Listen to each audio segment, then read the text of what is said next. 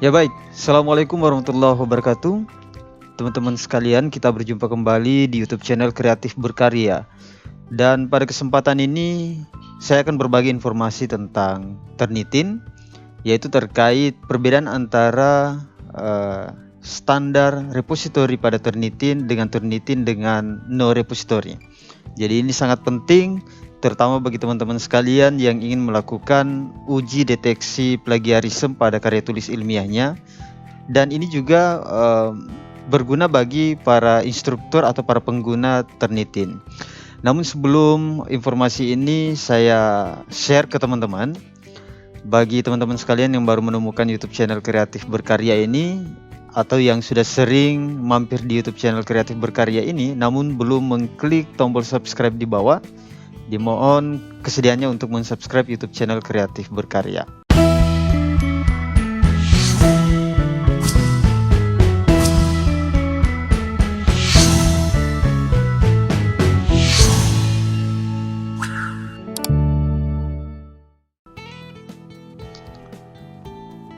Oke, terima kasih buat teman-teman yang telah berkenan mensubscribe YouTube channel Kreatif Berkarya. Baik, langsung saja kita masuk ke pembahasannya. Jadi akhir-akhir ini banyak permasalahan yang terjadi di mana seseorang yang melakukan deteksi plagiarisme terhadap karya tulis ilmiahnya menggunakan Turnitin. Pada pengecekan pertama misalnya tingkat similarity-nya itu kita taruhlah 60%. Kemudian si penulis itu memperbaiki tulisannya dengan harapan bisa menekan atau memperkecil tingkat similarity pada artikelnya. Kemudian di store kembali ke si pengecek deteksi plagiarisme itu menggunakan Turnitin. Ternyata setelah dicek bukannya malah turun tetapi malah naik menjadi 100%. Nah, mudah-mudahan teman-teman yang menyaksikan video ini tidak mengalami hal yang serupa. Jadi penjelasannya seperti ini. Di Turnitin itu ada pengaturan yang perlu dicermati oleh para instruktur Turnitin. Maka instruktur Turnitin itu sebenarnya bukan orang sembarangan. Jadi ya harus mengerti bagaimana pengaturan di dalam Turnitin itu sendiri. Dan pengaturan itu berdasarkan kebijakan-kebijakan yang telah diatur. Kalaupun ada kebijakan yang tidak diatur ya perlu dipertimbangkan dengan baik, dalam arti seluk-beluk yang ada di Turnitin itu harus dipahami. Di Turnitin itu ada pengaturan Turnitin dengan standar repository dengan Turnitin dengan pengaturan no repository.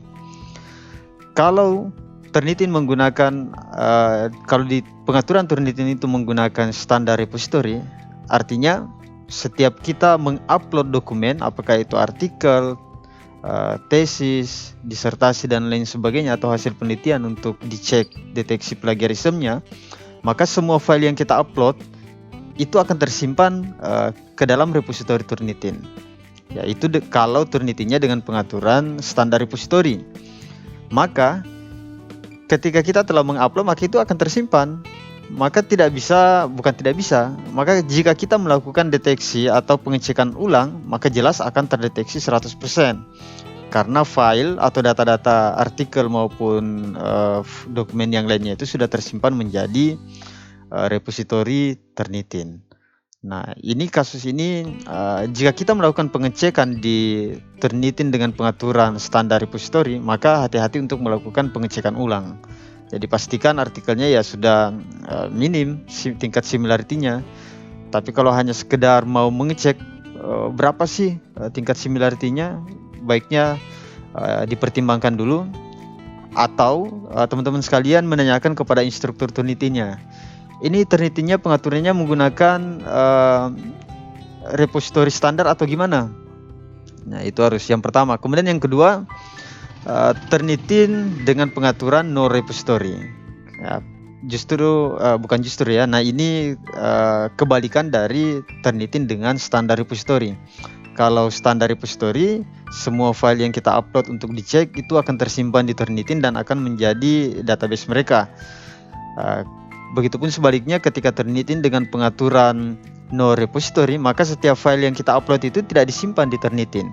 Sehingga ketika kita mengupload file untuk dicek misalnya, hasilnya keluar 50%, kemudian teman-teman memperbaiki di mana kesamaan yang perlu direvisi, diperbaiki atau diparafrase menggunakan teknik pengutipan yang lain atau dikurangi karena terlalu banyak tingkat kesamaannya, dan kita mengecek ulang, maka tidak akan terdeteksi seperti ketika kita mengecek dengan menggunakan Turnitin dengan standar repository. Nah, ini yang banyak dilakukan bagi teman-teman atau adik-adik mahasiswa yang ingin memperbaiki karya tulis ilmiahnya, maupun para peneliti, para penulis artikel jurnal yang ingin mengecek dulu gimana tingkat kesamaannya sudah kecil atau belum, maka bisa dilakukan pengecekan berulang-ulang. Kita kembali ke pembahasan dengan Turnitin dengan standar repository.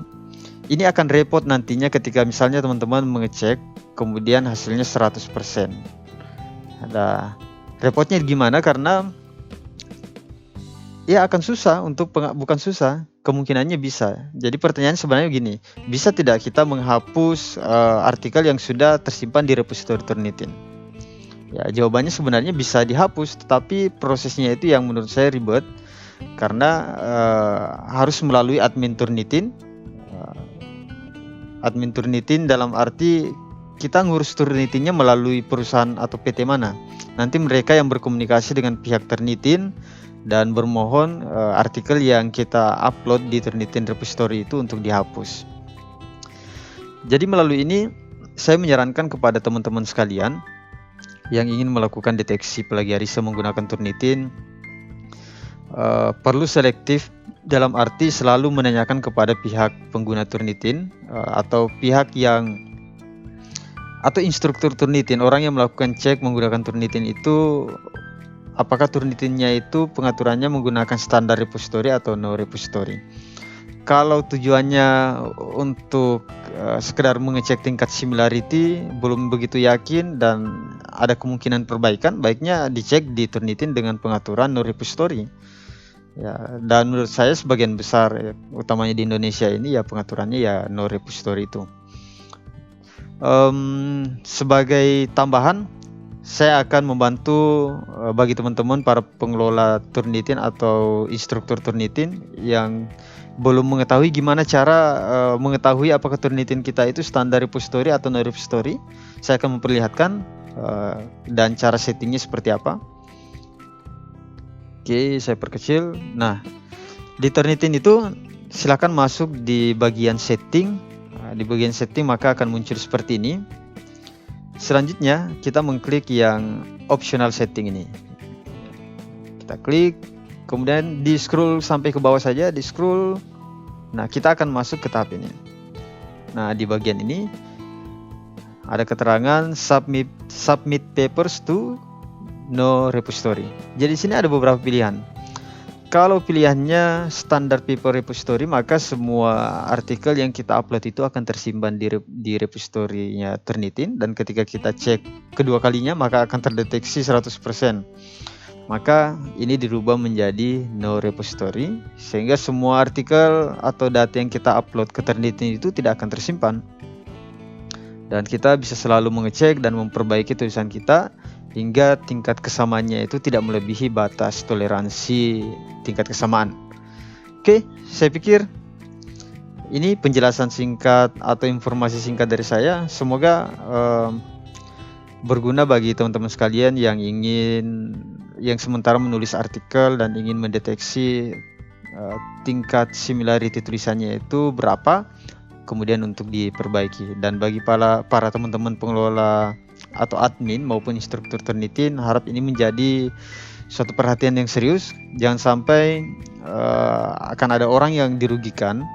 Sebenarnya bukan berarti tidak bisa diresolve, bukan berarti tidak bisa diperbaiki, tetapi prosesnya itu yang lumayan ribet ya. Supaya teman-teman sekalian suatu saat tidak menghadapi permasalahan yang sama, lebih baik mulai dari sekarang dicek apakah Turnitinnya itu statusnya atau pengaturannya itu dengan standar paper repository atau no repository.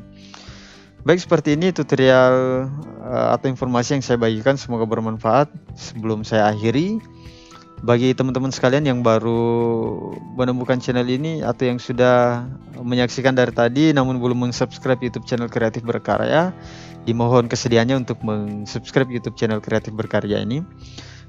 Karena setelah ini besok atau lusa saya akan membuat tutorial lagi terkait dengan Turnitin, cara membuat akun Turnitin student, kemudian untuk instruktur maupun untuk status lainnya. Dan saya akan juga membuat video tutorial tentang bagaimana kita bisa mengakses Turnitin dengan gratis melalui kelas ID dan enrollment key. Maka teman-teman perlu meng-subscribe YouTube channel ini supaya selalu memperoleh notifikasi atau pemberitahuan tentang video-video terbaru kita ini. Ya, terutama yang ingin Turnitin gratis, silahkan diikuti terus YouTube channel Kreatif Berkarya. Terima kasih. Assalamualaikum warahmatullahi wabarakatuh.